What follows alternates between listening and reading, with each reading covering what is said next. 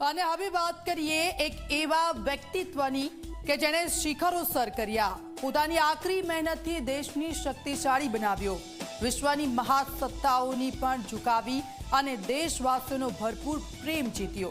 વાત છે નરેન્દ્ર દામોદર દાસ મોદીની। પ્રધાનમંત્રી મોદીનો આવતીકાલે જન્મદિવસ છે, ત્યારે આવો તેમની 24 વર્ષની સત્તાની સફરને સમજીએ।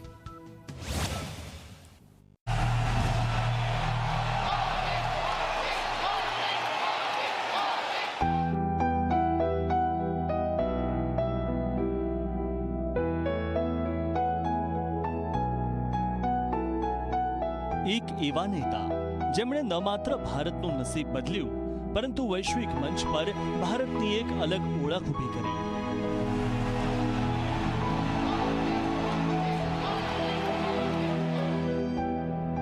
વાત છે દેશના લોકપ્રિય પ્રધાનમંત્રી, કટ્ટર દેશભક્ત અને સફળતાના શિલ્પી નરેન્દ્ર દામોદર દાસ મોદી।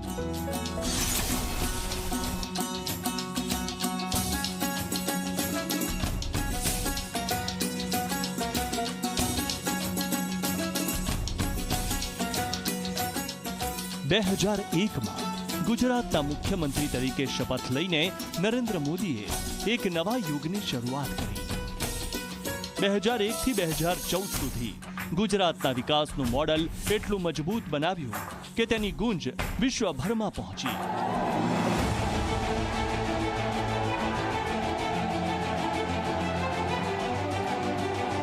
ભૂકંપ જેવી આફતો હોય કે રાજકીય પડકાર, મોદીજીએ દરેક મુશ્કેલીને તકમાં બદલી ગુજરાતને વાઇબ્રન્ટ ગુજરાતનું નામ આપ્યું।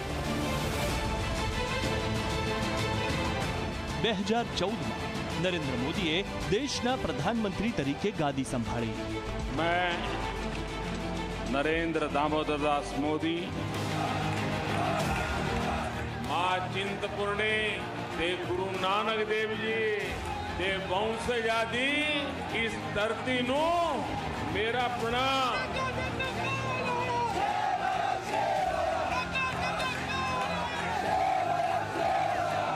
અને ત્યારથી ભારતે ક્યારેય પાછું વળીને જોયું નથી।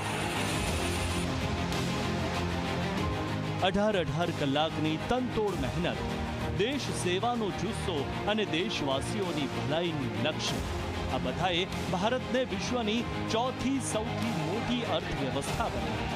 ટૂંક સમયમાં જ ભારત ત્રીજા નંબરે પહોંચવા માટે તૈયાર છે। यही सपना है तेरा, तूने पहचाना है। आप 12 घंटे काम करोगे तो मैं 13 घंटे करूंगा। अगर आप 14 घंटे काम करोगे तो मैं 15 घंटे करूंगा। क्यों? क्योंकि मैं प्रधानमंत्री नहीं, प्रधान सेवक के रूप में आपके बीच आया।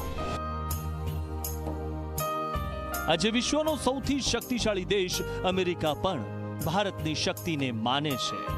રશિયા યુક્રેન યુદ્ધ રોકવા માટે અમેરિકાના રાષ્ટ્રપતિ ભારતની મદદ માંગે છે। આ એ ભારત છે જે મોદીના નેતૃત્વમાં વૈશ્વિક શક્તિ બન્યું છે। I'll always be friends with Modi. He's great. Prime Minister, he's great.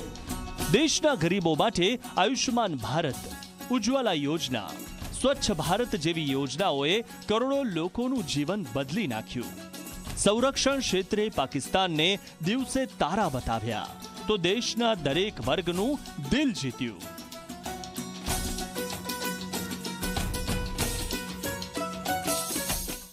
Pakistan समझ ले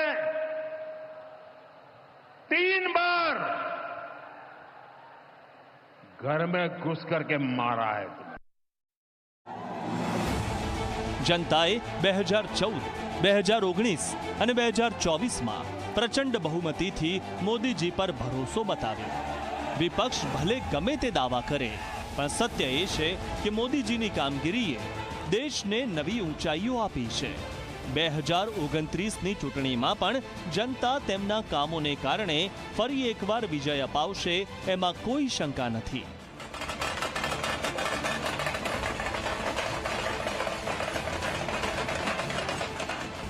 રાહુલ ગાંધી ભલે યુવા નેતૃત્વની વાતો કરે, પરંતુ મોદીજીની કામ કરવાની શૈલી સામે તેઓ ફીકા પડે છે.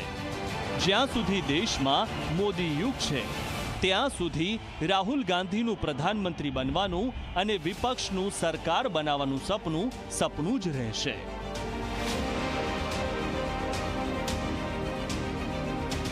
मैं बहुत गंभीरता से कह रहा हूं कि देश में कांग्रेस संविधान की सबसे बड़ी विरोधी है. उसके जहन में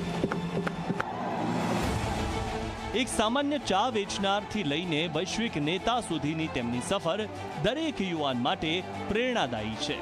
નરેન્દ્ર મોદીએ સાબિત કર્યું છે કે સખત મહેનત અને દેશભક્તિથી કંઈ પણ અશક્ય નથી.